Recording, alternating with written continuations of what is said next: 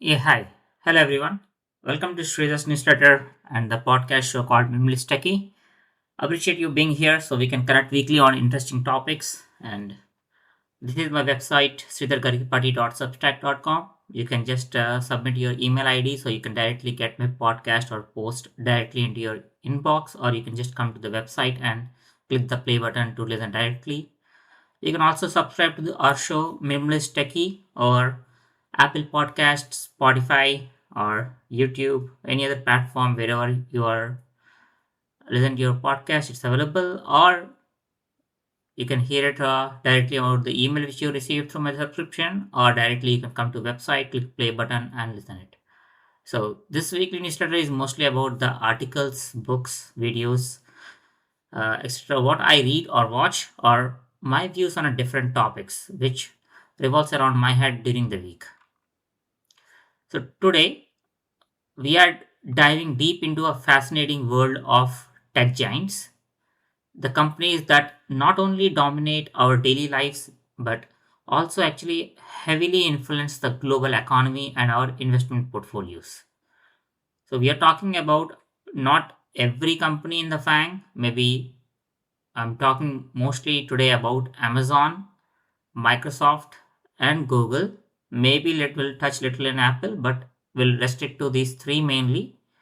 These are the companies whose logos are very much familiar to our own faces, shaping how we work, how we communicate, how we shop, how we entertain ourselves with their products. They are fully integrated into our lives, right? Now, full disclosure upfront, I personally hold shares in all these companies. So while I'll be sharing some insights and my observations, and especially I did this podcast and I prepared my notes, especially for my own education perspective to make my own decisions for next 2 to 3 years. Please remember this is not a financial advice. It's simply a look at where these tech companies stand in mid of 2025 and how they have performed so far and what their future might hold. Let's talk about Microsoft. Let's start with the company that has actually truly been a star player, especially for many investors and for myself. Microsoft in the last 5 years has been seen a very phenomenal growth. It has frankly been one of my best bets in last 5 to 6 years. For a long time, some viewed actually for a very long time actually some people have viewed Microsoft as an immature or as a matured company, somewhat said a tech company. But under Satya Nadella's leadership, the company has undergone literally a very remarkable transformation. If you just look into very key growth drivers in Microsoft, their main key businesses from where their growth is coming right now is cloud dominance with Azure. So Microsoft cloud computing arm, Azure, it has been a pretty great engine of the growth for the organization so far.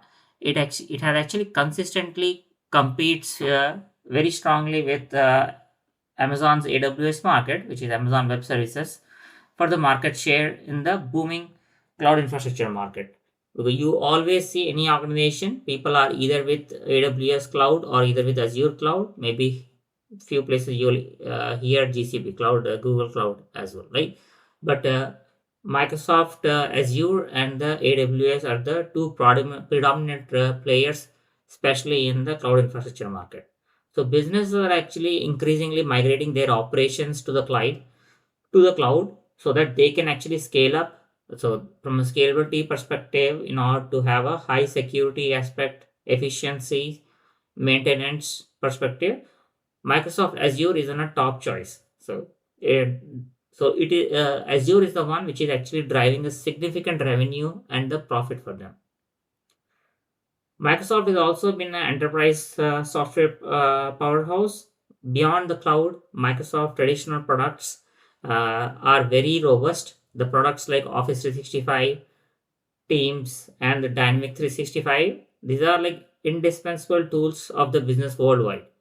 We cannot run any IT organization with any of these tools. So the subscription based model for these services provides a very stable and a recurring revenue stream that continues to expand. Microsoft also have been doing a lot of strategic acquisitions. So the acquisitions like LinkedIn and more recently the massive acquisition of Activision Blizzard and GitHub integration, then with the ChatGPT integration deals that has actually diversified Microsoft revenue streams and expanded its reach into a new sectors like professional networking and the gaming world. So the gaming division encompassing of Xbox and the Game Pass is in a significant part of its ecosystem. Xbox has been with us since maybe from 2011 12 onwards, and it is it's a pretty big part of the gaming ecosystem. Microsoft was a little late, but they were very much on time in a early artificial intelligence integration. So Microsoft was very quick to actually invest very heavily in the AI, particularly through its partnership with OpenAI. This foresight allowed them to rapidly integrate cutting edge AI capabilities into their existing product suite, from Azure AI services for the developers to the AI powered features in the Office like Copilot and Windows. So, this early move actually positioned them as a leader in the generative AI race, attracting new enterprise clients eager to leverage these tools. Many organizations already utilize a lot of Microsoft enterprise software products. Now, integrating and doing a partnership with an OpenAI has actually opened up pretty great opportunities for the Microsoft, especially where the clients are very eager to upgrade their existing tool base with AI features. See, this consistent execution and the strategic vision has been Microsoft impressive stock performance and the market capitalization growth over the past half a decade. They have been effectively shed any lingering perceptions of being a legacy tech company and firmly cemented them in their position as an innovation leader. Just to talk in numbers, Microsoft stock has more than doubled in last 5 years. Yeah, so that's the number which currently we are talking about. It's almost like it has doubled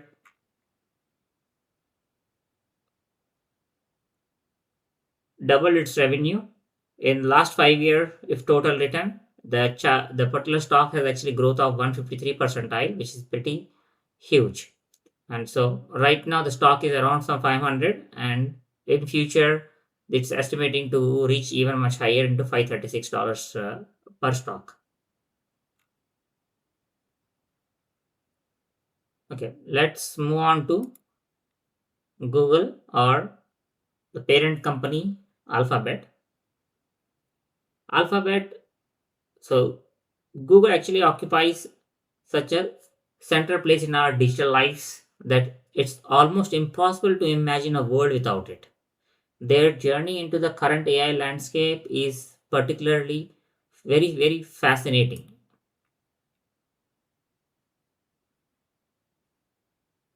Google search is still a cash cow, but let's be very honest, we need to talk about AI is actually changing the search, and Google was actually late to respond. So I think before I get into that level of discussion, let's talk about the AI's how AI was actually included in the Gemini and how it's actually catching up so fast. While some might argue that Google started a bit later in the generative AI race compared to the certain of its competitors. Their speed of development and integration with the Gemini AI has been a very truly remarkable.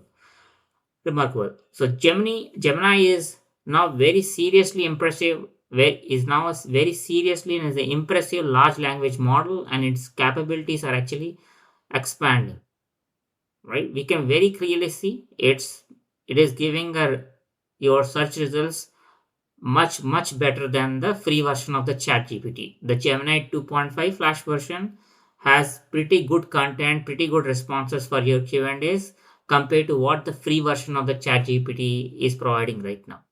Yeah. So which means they were late to the game, but we can very clearly see they have catched up pretty fast. If you ask me, among the uh, with Meta AI integration in their WhatsApp or Instagram chats, or with the Chat GPT or with the Google Gemini, I would definitely place Google Gemini's language model as pretty at a higher level compared to these companies. So what gives Google an almost an fair advantage is its massive market share and the user base across its core products. Just think about it. Google Search, Android, Chrome, YouTube, Google Workspace, these platforms are actually used by billions. They are integrating AI, especially Gemini, into these widely adopted products means the artificial intelligence features can actually reach a huge number of people very quickly and seamlessly. So this integration isn't just about the search, it's about enhancing the productivity in the Google Docs, creating the content in the YouTube, smart features across the Android devices. But we do need to talk about search and AI's role. The search, we all know that Google search revenue is one of the most dominance in the overall revenue of the alphabet. So Google search has actually historically been and it remains the primary engine of the alphabet's revenue, primarily through advertising. And the concern for some analysts has been that the users increasingly turn to the AI chatbots for the answers. So the traditional blue link search model is already seeing pretty huge drop in the user engagement and potentially impacting its ad revenue in the future. However, isn't sitting still. They have already integrated AI overviews or the AI mode directly into the Google search results, providing very synthesized answers directly instead of providing just a bunch of Google links which are ranked based upon relevance, based upon Google Ads, etc. and all, right? So now we can see the AI mode is available in your Google search. So the challenge and the opportunity is to actually evolve this search in a way that provides very instant AI feature and the legacy approach of giving the results back to the user. So the AI powered information while still maintaining its very, so what they're trying to do is give this AI powered information in a chat at the same time maintaining their valuable advertising ecosystems. So, if Google can swiftly adapt its advertising models to this new AI first search paradigm, their extensive reach could actually turn this potential threat into a massive growth driver. Yeah, because all these products are very heavily integrated into our lives. So, if they can make a win in turning this Google search into a fully AI mode, that's a pretty big potential big win for Google. So the rapid progress with the Gemini suggests they indeed are actually acting quickly to address the issue, which is the AI mode and the future of the Google search. Coming to the Google Cloud Platform, the GCP, similar to the Microsoft and the Amazon Google platform models, Google Cloud Platform is a significant and a growing part of Alphabet's business and competing for the enterprise cloud workloads and contributing to a diversification beyond advertising.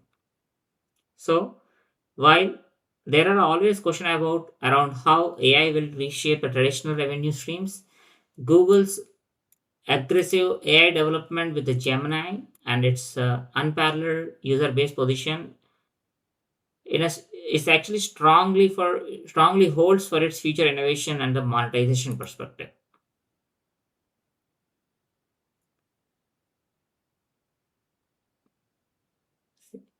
See, at a very high, on a bright side, we only hit the issue point of it. Google's main revenue is ads, so people just if they stop clicking on those links and instead they're just getting their answers from the AI, so the ad model is going to get break, right? So, but the bright side is YouTube is still growing.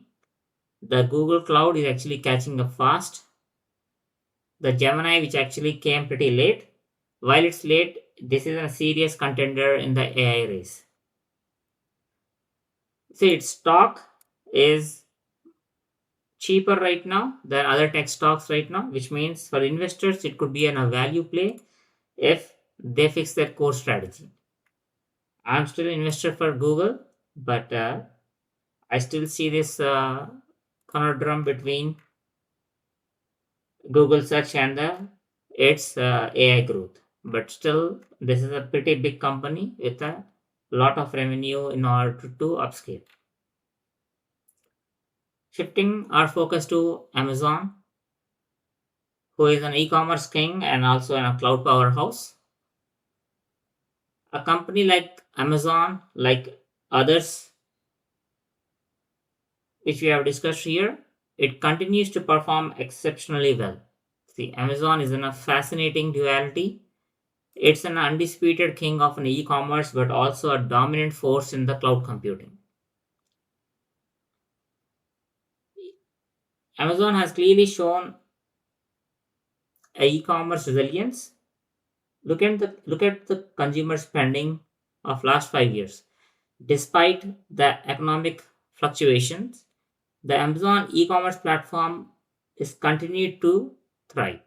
So it benefits from the habitual consumer behavior and its vast selection and the competitive pricing and unparalleled logistics network, which is an Amazon Prime shipping being a huge draw for the consumer to spend more and more every year. Advertising growth.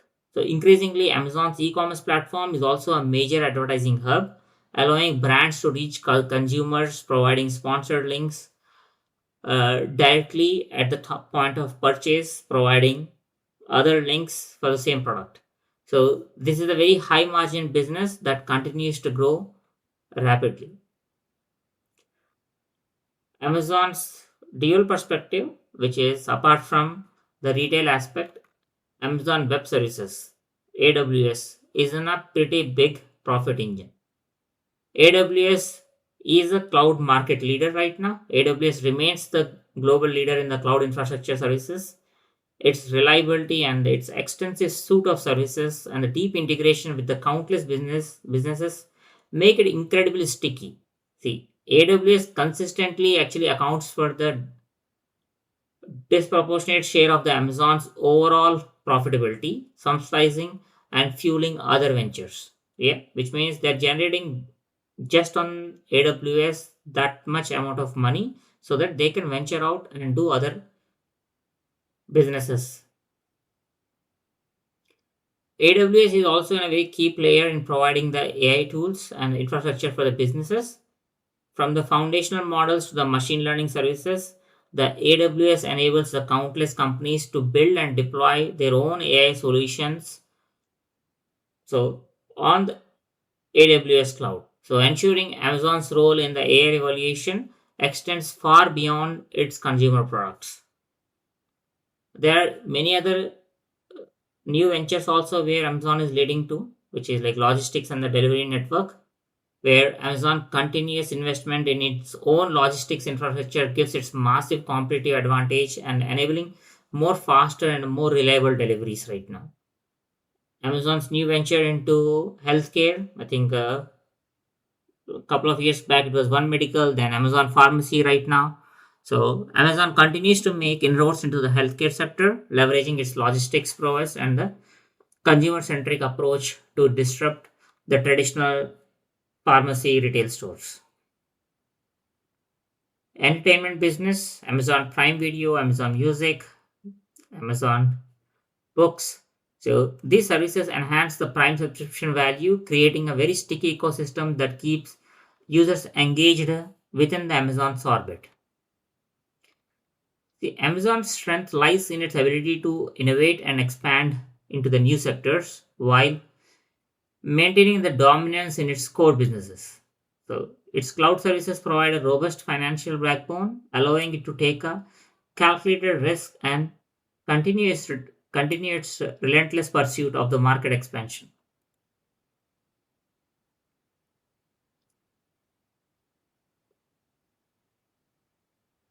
See, Amazon and overall is a beast actually. If you want to summarize, it's not just an e-commerce company; it is a logistic company. It is a cloud company, AWS, and now AI. The Prime Day sales for the last 4 days, if you just look into the numbers, has actually hit a new record highs again this year. And AWS, their cloud arm, is where the real money is actually being made. So what people actually miss is Amazon isn't just selling products; they're quietly building the infrastructure of a digital economy. Their their investment in healthcare, in the and the AI company behind the cloud gives them the AI skin in the game without building their own model from the scratch. The stock has been good so far this year, but and AI integrated into AWS and its advertising growth and the retail scaling back year on year is a strong long term play for Amazon. Okay, let's talk, not in my list, but let's talk about Apple. I also own shares of Apple. But finally, why I'm bringing Apple is because we all know Apple, and most of us or someone we know uses Apple product daily, whether it's an iPhone, whether it's a MacBook or an Apple Watch or an AirPods Pro. So their ecosystem is very legendary and their brand royalty is arguably unmatched. The question often debated nowadays is what's next for Apple? Yet today, all those products which I just mentioned are very much part of our life and their ecosystem. We are actually stick to their ecosystem, we are stick to their particular brand, their products, right? You never think about buying any other phone. You simply go and buy an iPhone, right? You Same thing with when I have to buy AirPods, right? I just went ahead and bought AirPods Pro for noise cancellation. Even there were other good stuff out there. So their core product sales currently remains very much strong, but the future looks incredibly exciting at the same time scary, especially for me as a stockholder. We do consume their products a lot, but and I also hold their stock. My only step back from an Apple perspective, Apple doesn't talk about AI as loudly as others, but I'm not sure are they really much in the game. We want someone from their CEO to actually really come out and talk about it. Their ecosystem is what actually makes them very powerful. Their hardware products, especially iPhone, iPad, MacBook, we know that those products doesn't have any easy replacement right now in the marketplace, which means they have very strong hardware.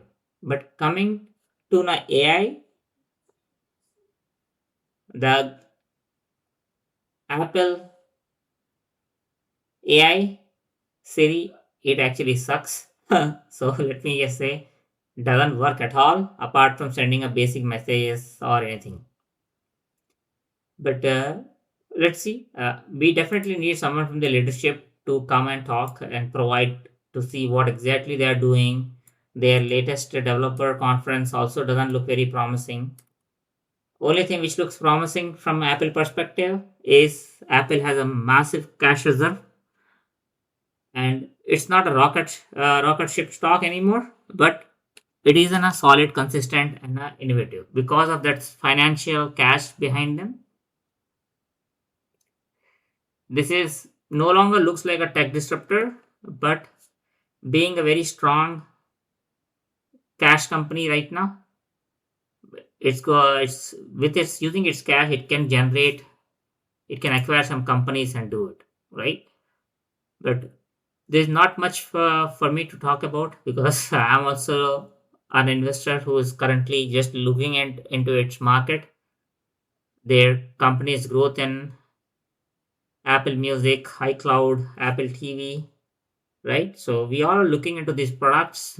They are dominant right now, but the future is definitely not looking so well for it. The Their biggest bet was on the spatial computing with the Vision Pro, and we all know that that's one of the flop products which got released. So we definitely need to see where exactly Apple is going to go. Same thing in the AI as well. We talked about its products. They integrated the current AI features in the latest iPhone models into the latest iOS and Mac OS applications, but they are not as exciting as you use the Google's Gemini or you use the OpenAI Chat GPT, right? So we really need to see. So for me, holding on to Apple shares couple of 2 to 3 years back was no brainer because I consume their products daily and I see.